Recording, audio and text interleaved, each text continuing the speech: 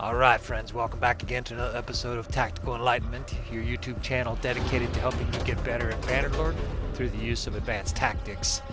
Today again we have another one of our freestyle series. These series are largely shot live where I'm just sort of narrating on the go, and we encounter unique and interesting battles that I think it's worthwhile showing you some interesting tactics to try in those situations. Alright friends, welcome back to another episode of Tactical Enlightenment, your YouTube channel dedicated to helping you get better at Bannerlord through the use of advanced tactics. And today we're going to have another battle against the XII. In my campaign, the XII represent one of the most consistent and difficult, persistent opponents. And they're sieging Legetta again here. The battlefield we're going to be playing on, I'm pretty sure, is a rolling hills with the river battlefield here at Legetta.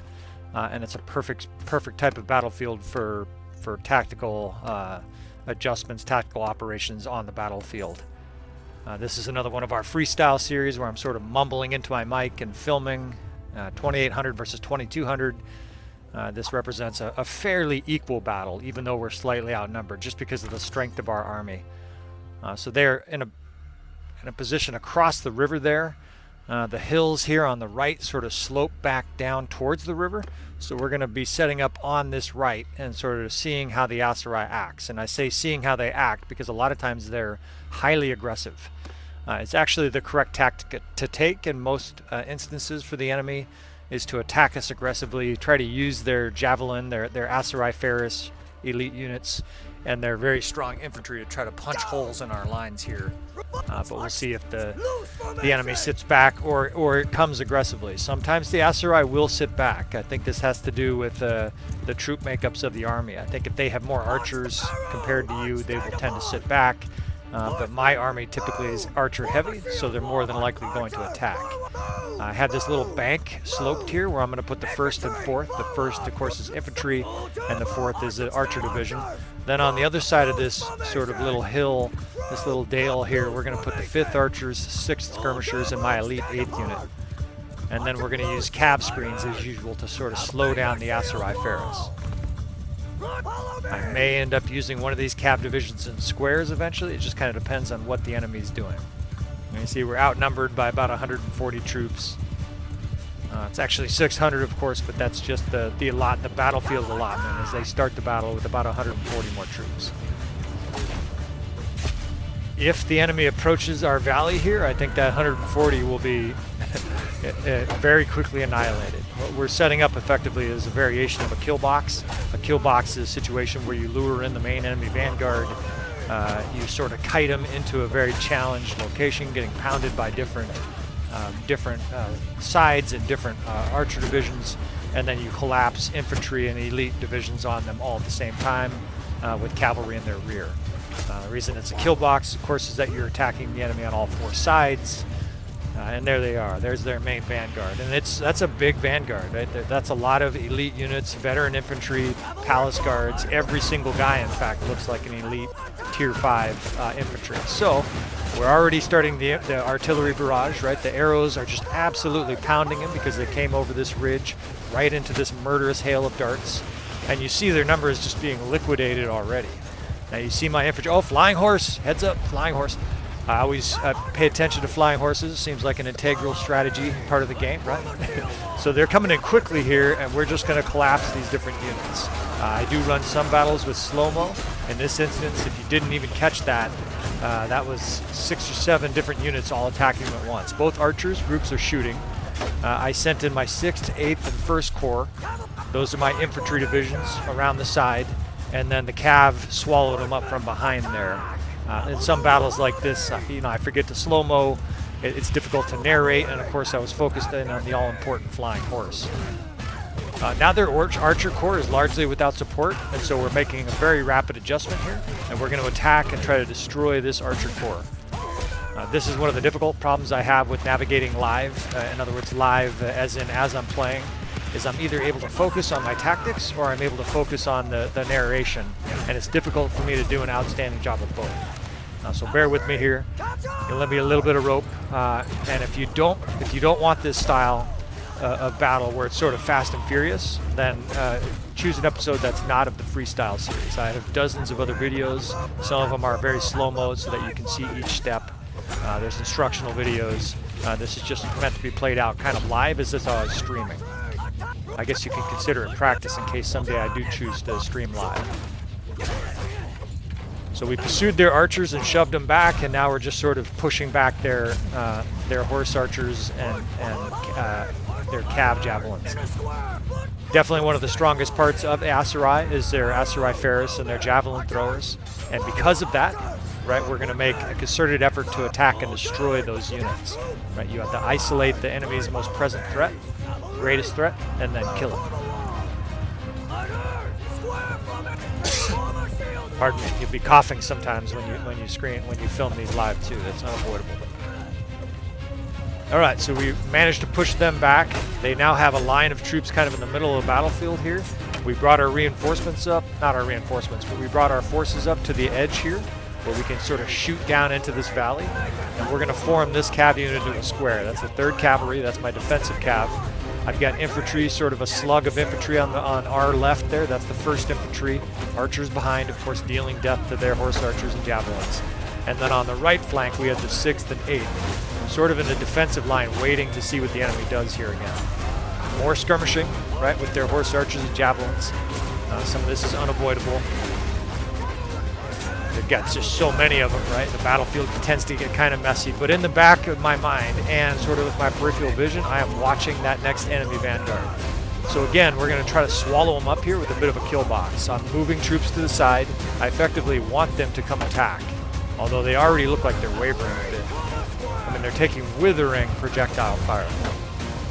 They still have high-level troops. I still see palace guards, elite infantrymen, veteran infantrymen. These are their tier 5 still.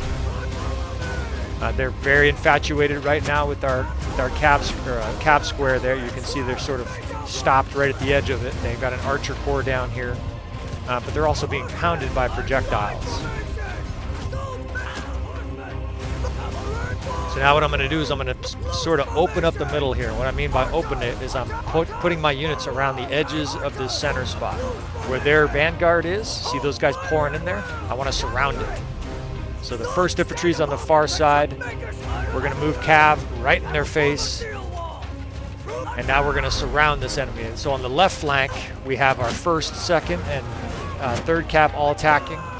And on this side, look at how fast our skirmishers going, right? The enemy wants to stand still with their archers right there. We're going to send in our fastest units. These are very fast melee. A lot of them are companions and heroes of 300+ athleticism. And what that's done for us is it's allowed us to wade right into their master archers. And these are very tough archers. You don't want them shooting. So how do you negate that? Of course, you do exactly what we just did. You just wade in with your infantry. You don't even get them a chance to reform and shoot a lot of arrows. So now our forces are just blitzing this force of Aserai. Again, they're reforming because they just got wasted. And it's getting very ugly for the enemy. I've got my archer divisions in tow. We're just sort of having them follow me. I got to jump these logs here. Continuing just to waylay their archers. A lot of times I'll get very aggressive with their archers because I want to essentially cause them to aggro to me. I want them to attack me because that means they're not shooting. So advancing our archers along the stream. This bank here has a nice angle to it. Look at the enemies piled up there against the rocks. We're charging. You will not find a more better opportunity. That's all their archers, and they're all jammed together, just packed in like sardines. That is a death trap for them. So we're going to aggressively, almost recklessly attack the enemy center here. We've got momentum, we've got high-powered troops, and we're just going to try to barrel our way through that heavy force of Aserai. Anytime that archers are piled up like that, and of course they're kind of constricted by that rock, they can't really flank to the side, attack recklessly. We're just piling through here. Guys with two-handed axes are just killing everybody in sight.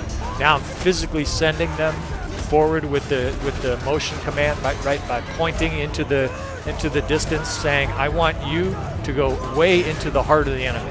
That line of archers there, I want heavy infantry on those guys in a hurry. And you can see the screen is resultant of that. Upper right corner, it's like mostly green. The enemy is being annihilated. We've got infantry reinforcements, but we're not going to stop this onslaught. We've got momentum. They're kind of broken as far as their unit cohesion.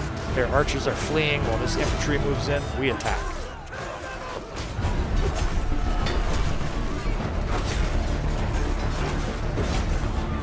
We suffered more losses as they brought up some reinforcements here. Of course, you have to remember that our troops are getting injured at this stage. We're still on our original batch of troops. We haven't even gotten reinforcements yet. We're down. We're probably through 2 or 3 different enemy waves. So it's a challenging decision right now. I have to decide whether or not to try to keep up the momentum in this battle. I need a shield for sure. Keep up the momentum, or do I pull back a little bit? And sometimes in this instance, it's very difficult to decide. If you try to pull back your troops in this instance, you can lose a lot of troops. If you don't pull back, of course, they can all be annihilated. So these are tough decisions in here. You know, I'm watching that upper right screen, and we're definitely starting to suffer more losses. These troops that have been taking a beating are now finally succumbing to wounds. I think we're just going to leave some of these units in here to fight it out, because the enemy is so close to us. Sometimes you can't really retreat when you're this close to the enemy. If you try to retreat, all you're doing is turning your backs for the enemy to just fucking smoke you from behind. In some instances like this, it's better just to fight it out. What's important to remember is this is still only my first reinforcement wave, so even if the whole wave was annihilated, we're going to have fresh reinforcements coming right over the horizon. And, you know, obviously they will come to our rescue here. The enemy's probably down 1,200 or even 1,500 men at this stage, and we're going to be down 400. So starting to dissolve. I see our reinforcement waves coming in. Again, if you have a little bit of distance between you and the enemy in that situation, I need a horse. Give me your horse. What you can do in that situation, if you have a little bit of distance, is you can pull back. Right? You can use a cav screen to sort of slow down the enemy pursuit. But the enemy was so close to us there, I felt like it was necessary just to have those guys attack in the last sort of every man for himself savage situation. So reinforcements have arrived. We've got a nice strong infantry line directly in front of our archer line. We don't have a lot of tactical operations that we can do here because we do have 6 divisions left, but there's like 17 guys over here and 3 over there. Basically, the tactics at this stage revolve around sort of using these smaller units to sort of support the main 2 units, the 1st Infantry and this Archer Division, and going from there. So I've got Shield Wall Infantry on the left there, and this Archer Corps here. We will try to advance this unit to a nice spot, give them a little bit of elevation on the side here. If the enemy, again, is focused on your infantry line, like they're just pulling to it like a magnet, what you want to do is exactly what I'm doing here. You want to put archers astride the enemy. Astride basically means at an angle perpendicular to the flank of the enemy. That way they can shoot around your shield wall, so to speak, right? I've got all this melee here fighting.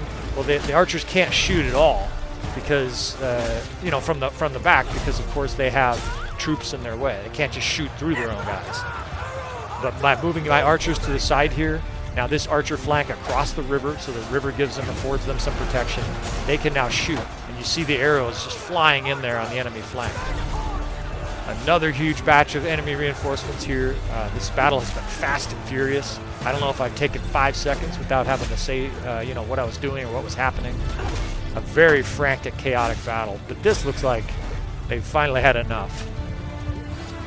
Just have everybody charge here just to sort of finish these fucks off. I just barely made it through this battle without dying. You know, not dying, but without being knocked unconscious. You know, I played fairly aggressively there. But in this battle, aggression was the word of the day, right? You saw how aggressively we pushed in. When the enemy was trapped against the rocks there, that's your perfect opportunity to just smash everything in sight, right? The enemy was basically in a bad spot. It's a little bit like Napoleon at the Battle of Friedland. The Russians were pinned against the river. They were ostensibly trying to use the river as an anchor point, somewhere where they could sort of bring all their units up, take advantage of one of Napoleon's corps that were separated. And what ultimately happened is Napoleon got reinforcements to the site. I think it was Marshal Ney who was defending in this instance. It's a great battle, by the way. Check out Epic History TV and take a look at the Battle of Friedland. And the whole series by Epic TV, by the way, is just stellar. If you want to see really cool representation and presentation of historic battles. Of course, from the Master of War. I can't recommend Epic History TV enough.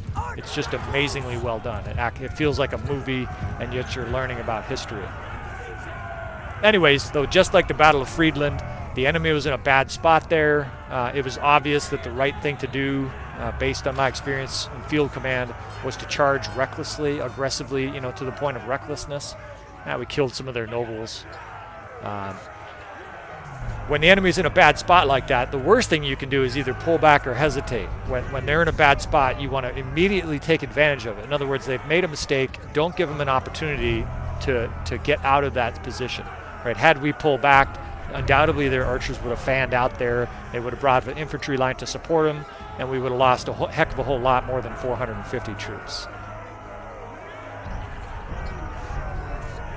Well, hopefully this was an interesting battle for you to see. This was about the most fast and furious battle I can remember fighting. The XII are always a challenge in my campaign. You saw how powerful the units were, even at the very end of the battle, or almost at the end of the battle. They still had very high-tier troops. So let me know what you think of this series, this freestyle series. Please comment, like, all that good stuff. It benefits the channel greatly. And I'll see you friends next time.